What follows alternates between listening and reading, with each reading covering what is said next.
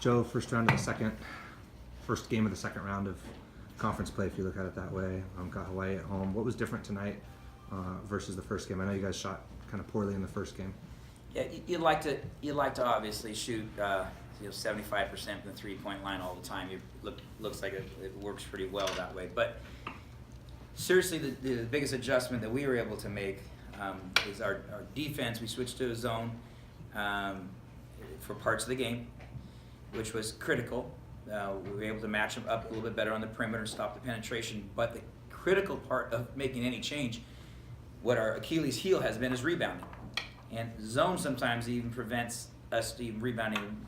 You become a worse rebounding team when you zone sometimes. But it was more of a matchup zone. We do some different things out of it. We switch on some guys and we bump on other guys in different positions. We do a variety of different things. We've been working on it for a week or so. Felt like our man-to-man and rebounding just wasn't effective enough. How we're doing some things, but we got to be. I spent 3 quarters of the year trying to become a good man-to-man team, and we spent a week saying, well, we got to have a curveball. It's just, I want to be able to go to something different when we play these opponents the second time, and that was our adjustment. And fortunately, with some good defense and rebounding, we went on fire from the 3-point line, moved the ball, took bad shots, and made poor passes in the first half. We had unforced turnovers. We were playing very haphazard in the first half. We had 12 turnovers. We didn't have 12 the entire game last game. We don't even average 12 a night. I think we averaged 11-5 or something. And so we could just cut that in half and still find the open guy. We have a chance. We can defend, rebound, take care of the ball, and obviously get hot. You can win it by 10 points or more. Yeah, that 2-3 or whatever that matchup was kind of looked like kind of stuff you guys maybe did 2, 3, 4 years ago. Yeah, it's a lot of what we did 4 years ago. We haven't done it the last 2, 3 years. You have to have the right personnel. You have to have fix-it men. You have to have guys that can talk. It morphs into whatever you're in. It has a lot of different rules, a lot of different things. You have to have a bright guy to be in this position like that, where Luke Meekel's in a fixed position, and this is some good kids that really understand what they're doing, so it's something we can go to. Absolutely. You talked about rebounding, and I don't know if you've out-rebounded a team in conference yet, maybe one game, but you out-rebounded them 41-24. And obviously making shots helps that, but exactly. But still, it's pretty big disparity, yeah. Yeah. So I thought Alex Abrams gave us a great spark off the bench. He rebounded the ball, got us an extra possession once or twice, was physical. I think he gave us 16 minutes. I think we had enough girth in there at the 5, and Hank's more active and Alex is more physical. And that's where we really needed that. But that limits, Josh Martin and Luke's time on the court together. And we just said, well, that's the way it's got to be. They're going to have to be fresh. They're going to have to play that position. And then we're going to have Kuba as the shooting 3-man. And we got Mark Crow as a defensive 3-man. And their roles they filled their roles perfectly. Yeah, Marcellus is out with some illness. And so Isaiah's given us some time as well at the point, playing with Don. So really pleased with the contributions from everybody coming off the bench, and then just trying to get better. We've spent a lot of time. Practices have been long. Film sessions have been long. We're making adjustments. But February, playing teams second time. The way I look at it is we're 1-0 the second time. We got a 2-game winning streak, and we're 1-0 against our opponent the second time playing. As we play somebody, we have to learn more about them. How important is it to kind of knock down? I mean, you made all 5 3-pointers in the first half, but to kind of knock down a few, get some confidence, especially for Kuba, who was 4 for 6 tonight, and having that 3rd or 4th scorer who can get you in double digits. But you can have a 3rd or 4th scorer, but if nobody passes the guy the ball, you don't really have a 3rd or 4th scorer. And I thought that credit goes to Don and Vic, who started to attack and penetrate and find their teammate. Sometimes they just are attacking and penetrating too long and not looking to kick out. Or even in the first half, I thought there were a number of occasions that we tried to force it too much, and maybe a teammate's still open. That was even some of our big guys had guards open, and some of our guards had bigs or Kuba open, and we forced it. So it's really kind of a culture of you have to be willing to pass it to get the other guys hot. And so I think that's what we did in the second half, clearly. After a 1-6 start, you guys had a good week at home, win 2 games. How confident are you and your team going into on the road next week? Well, as I told our guys, confidence comes from work. Confidence you can't give you confidence. Nobody can take your confidence away. And my example is, 31 years of coaching. My boss, Don Oberhelman, or the President Armstrong can come into my office and tell me I'm a terrible coach. I'm very confident in my knowledge and experience that I'm an excellent coach and I know what I'm doing and I can make adjustments. I want my players to do the same thing.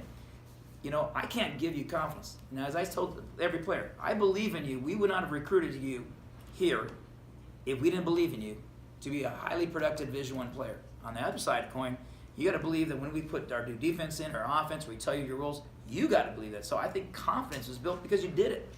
You have to be confident. Yeah, everybody wants to win. Say, oh, confidence comes from winning. Yeah, okay, it does come a little bit from winning, but it comes from an internal belief that I worked my rear off. You know, just like when you in high school, when you take a test and you didn't study very well, you know you're not prepared. You're not very confident going in it. You can't fake it. And I think that's our kids. You can't fake it. But when you have longer practices, longer film sessions, you develop some confidence. So, yes, we have confidence from not just winning, but from working really hard and making adjustments. So it sounds like you feel like your team's really made a lot of has developed a lot over maybe the past month or so. Yeah, I'd say even the last 2 weeks. The last 2 weeks, you couldn't tell it when we were up at Davis, but we started implementing a few things, and then sometimes you're working on stuff in practice you don't put into a game. You know, we weren't ready to run a few things up in Davis. We were just starting to do some different things and finding different guys in different positions and trying to play with different approaches. So, but now it's February and we're playing everybody the second time, so it's like, hey, we gotta start rolling it out there.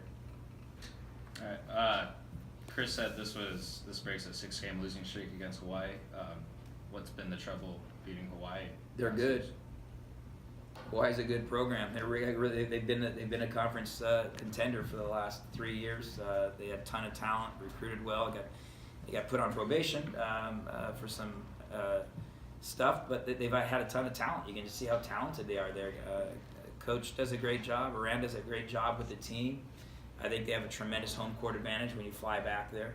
They did a tremendous job on ball defense. So you give them all the credit there is. They're good.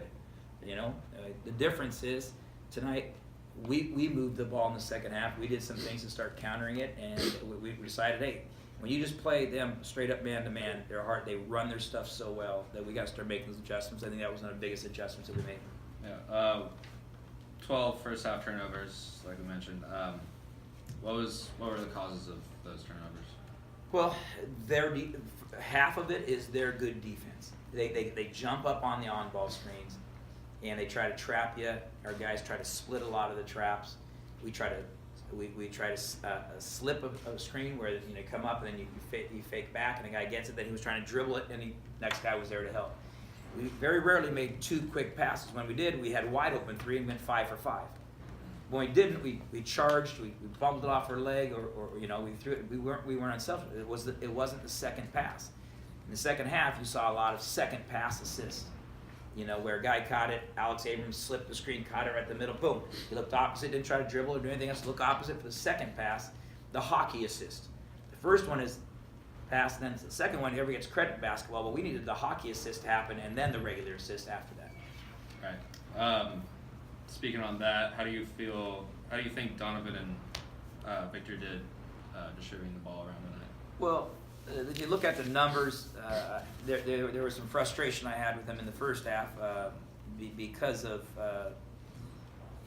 the turnovers. But Vic ends up with 5 assists and 2 turnovers. Don ends up with 3 and 1, so their numbers combined are 8 and 3. I think they can do better. I think they're excellent. I love them, but my standards are even better than that. I think they could have had a couple more earlier on, here or there. But they know that. They know it's going to be a challenge. That my expectations is that we don't have those early ones. But a lot of those were earlier turnovers were from Kuba was trying to dribble, and our point was that Kuba, we have you in the game to shoot. We'd rather have you miss a 3 than try to put your head down and make a jumping pass and so forth. And so, he made that adjustment and just fired the ball and made a couple more in the second half, and that was fun. Gotcha. Held Hawaii to almost 30%, a little above 30% shooting in the second half. Was it that zone change that really made that difference? Yeah, one of the things when you switch to zone is that you just get shots from a different spot than your man offense, and you get them at a different rhythm.